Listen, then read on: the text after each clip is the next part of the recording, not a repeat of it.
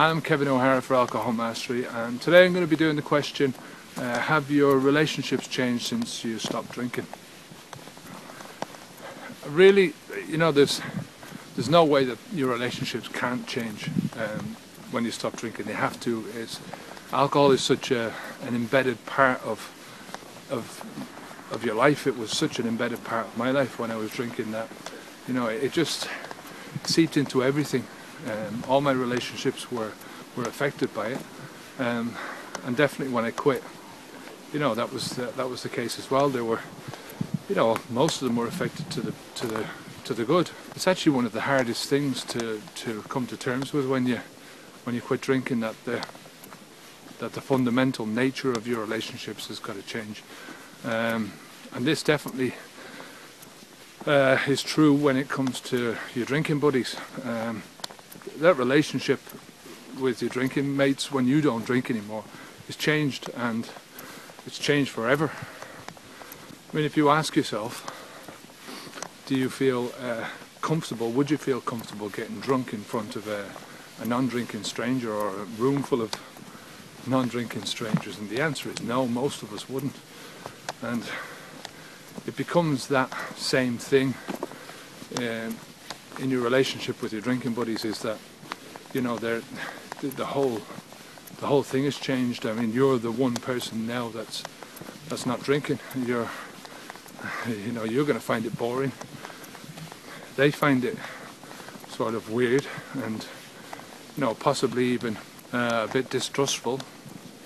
You know, at the end of the day, you know, when it's a reciprocal thing when people drink together. It's you know, you and I both drink together.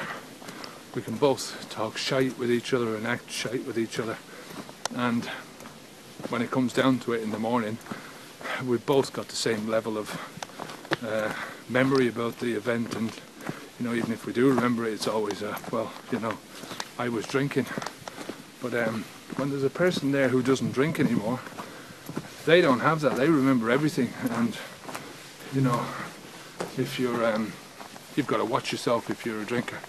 You know, especially if you're going to get drunk, you've got to watch what you say. So you've got to be on your guard so you can't relax, and the drinking experience is not going to be good for you anymore. So those drinking buddy relationships just don't work, and no matter how much you want them to, you know, you want to go to the pub and still have the same experience without you drinking, it's not going to happen. You know, the pub is not going to change. The pub is there for drinking. You know, if there was no drinking, it'd be a coffee shop or whatever, you know. It wouldn't be a pub anymore anyway.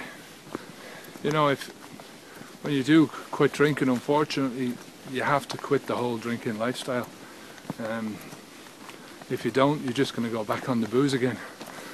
You know, there's an old saying, birds of a feather flock together, and when you change your feathers, you've got to change your flock.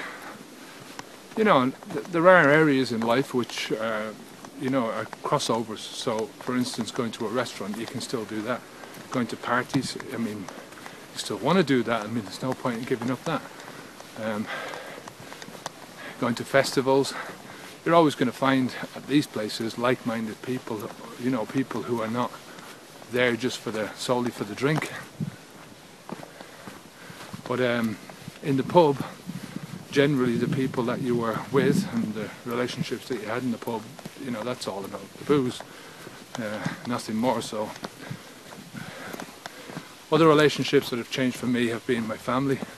I mean, really, I didn't understand, I didn't realise how deeply affected my family relationships were, how strained some of them were, you know, until I'd actually stopped drinking.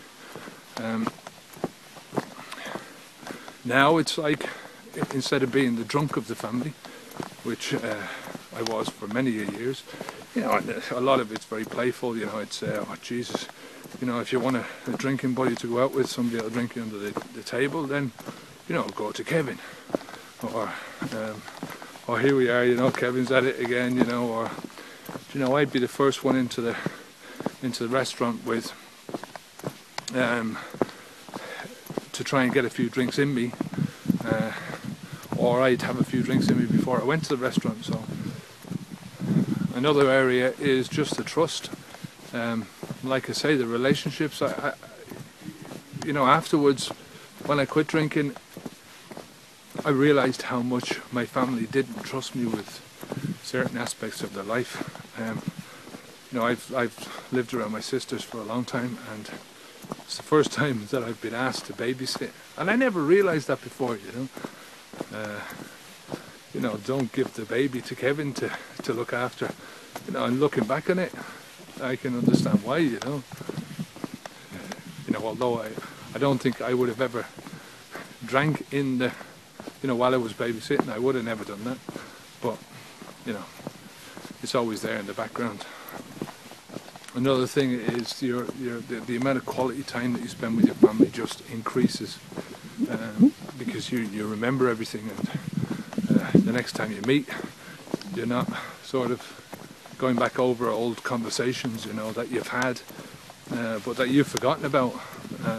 But the ones who haven't been drinking remember, and they're saying to you, well, we had this conversation last time, and you're thinking, oh God, you know, blame it on the Alzheimer's. As I said before, everything is connected to everything else, so you know, it's not surprising that when you do stop drinking, that you know, your relationships, all your relationships do actually change, and to the better, I can say, personally.